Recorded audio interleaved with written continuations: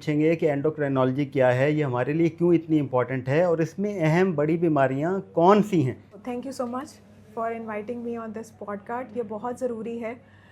General public کے لیے جاننا کہ اینڈوکرینالوجی کیا ہے، کیونکہ ابھی تک بہت سارے لوگوں کو اینڈوکرینالوجی کا پتہ ہی نہیں ہے کہ یہ کیا اسپیشلٹی ہے اور کیا ڈیل کر رہے ہیں.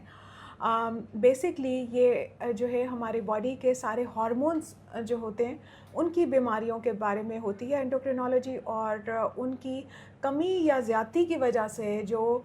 بیماریاں ہوتی ہیں اس کو جو اسپیشلٹی ڈیل کرتی ہے وہ اینڈوکرینالوجی ہے. اب اس میں ہماری کیونکہ باڈی میں ہمارا ہیڈ ٹو ٹو ہماری سارے سسٹمز جو ہیں وہ ہارمونس کے انڈر کنٹرول ہیں. اس میں ہمارا بچپن میں جیسے قد بڑھنے کے لیے جن کا قد چھوٹا رہ جائے، بلوغت کے مسائل، پیبرٹی جلدی آ جائے، لیٹ آ جائے، لڑکیوں میں ہارمونل پرابلمز، پیریڈز کے پرابلم، فیشیل ہیئرز یعنی چہرے پہ بال دانے، لڑکوں میں بلوغت جلدی آ جانا یا لیٹ آنا یا نہ آنا، اور کچھ لوگوں میں قد زیادہ ہو جاتا ہے، ان کے ایشوز آ جاتے ہیں. پھر اس کے علاوہ جو ہماری سب سے جو ہمارا جو میجر جو بلک ہے یا جو میجر پیشنٹ ہے دیٹ از ڈائبٹیز، کیونکہ ڈائبٹیز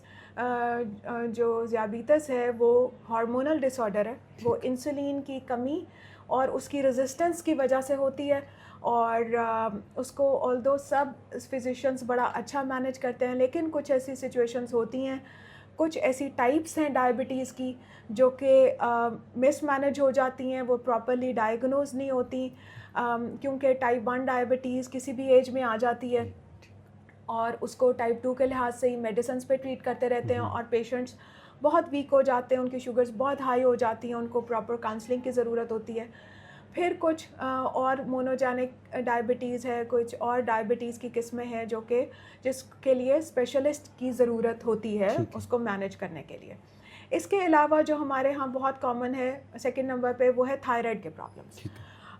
تھائرائڈ جو ہم نے دیکھا ہے وہ نارملی یا تو بہت سیویئر ہوتا ہے سویلنگ کے ساتھ، ہائپوتھائرائڈزم میں جیسے ہوتا ہے وہ سارا کڈنی کے ڈاکٹرز کو دکھا رہے ہیں، ہارٹ کے ڈاکٹرز کو دکھا رہے ہیں کہ سوجیں آ رہی ہیں، اور الٹیمیٹلی کوئی ایک تھائرائڈ کا ٹیسٹ کر کے تو پھر پتہ چلتا ہے کہ ہائپوتھائرائڈ ہے. دوسری سچویشن میں گائنی کی جو ڈاکٹرز ہیں وہ ڈائگنوز کرتی ہیں جب پیریڈ اب نارمیلٹی آنا شروع ہو جاتی ہے یا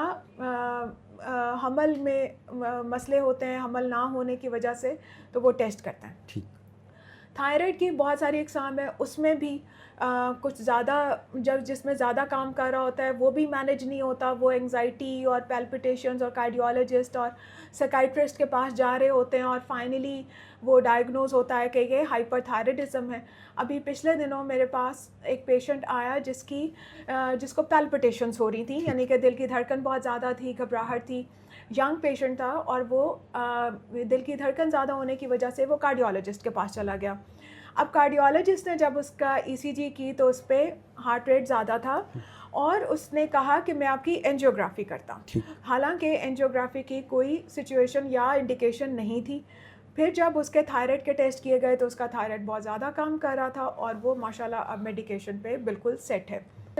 کب کتنی میڈیکیشن چاہیے، کب کس کو کہاں پہ کیسے ٹریٹ کرنا ہے، یہ ابھی چیزیں بہت اچھی مینیج نہیں ہو رہی، جس کے لیے ضروری ہے کہ اگر کوئی تھائرائڈ کے مسئلے، ڈائبٹیز جو کہ صحیح طرح مینیج نہ ہو رہی ہو، پیریڈ کے مسئلے، ہائٹ کے مسئلے، ان کے لیے کیلشیم کے مسئلے، یا کچھ لوگوں کے کیلشیم کم ہوتا ہے، کچھ لوگوں کا زیادہ ہوتا ہے، پیرا تھائرائڈ کا، کولیسٹرول کے کچھ ڈس آرڈرز ہوتے ہیں جو کہ جینیٹک ہوتے ہیں، بہت سیویئر ہوتے ہیں، وہ آپ کو وہ اینڈوکرینالوجی میں آ جاتے ہیں تو ہم اس کو مینیج کرتے ہیں. بلڈ پریشر ایسا جو کہ بہت زیادہ ہو اور ینگ ایج میں آ جائے اور اس کے ساتھ کوئی ایسے سمٹمز آ رہے ہوں جو کہ یوزول نہ ہوں، تو وہ ہارمونل ہو سکتا ہے. اور اس میں جیسے ابھی ہم نے ایک پیشنٹ جو کہ صرف 50 ایئرس کی تھیں اور صرف بلڈ پریشر کے سلسلے میں پھر رہی تھیں, اور ان کا جب ہم نے ورک اپ کرایا تو ان کا باڈی میں اسٹیرائڈ زیادہ تھا, یعنی کہ کشنگز ڈیزیز تھی, اور ان کے پچوٹری میں بہت بڑا ٹیومر تھا. تو وہ ان کی ابھی سرجری ہوئی ہے. اور اسی طرح کافی سارے لوگ ڈائگنوز ہو جاتے ہیں ایڈرینل کے یا پچوٹری کے کشنگز کے ساتھ. کچھ یہ ہائپر الڈوسٹیرونزم ہے, کچھ ایک دو ریئر کیسز ہم نے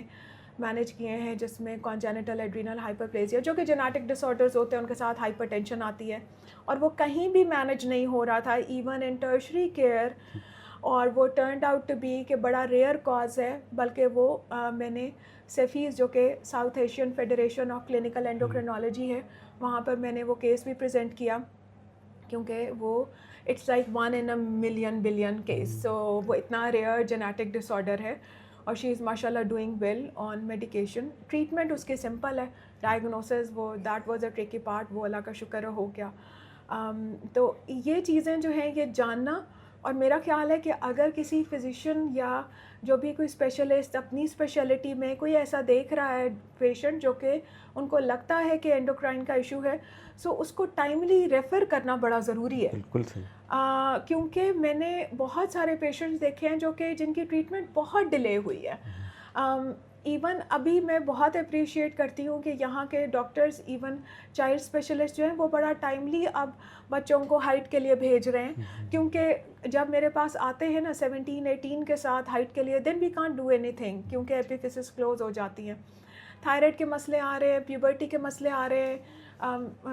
لیٹ ہے, جلدی ہے. اب ٹائملی ریفر کرنا بہت ضروری ہے. سم ٹائمز ہم کہتے ہیں کہ کاش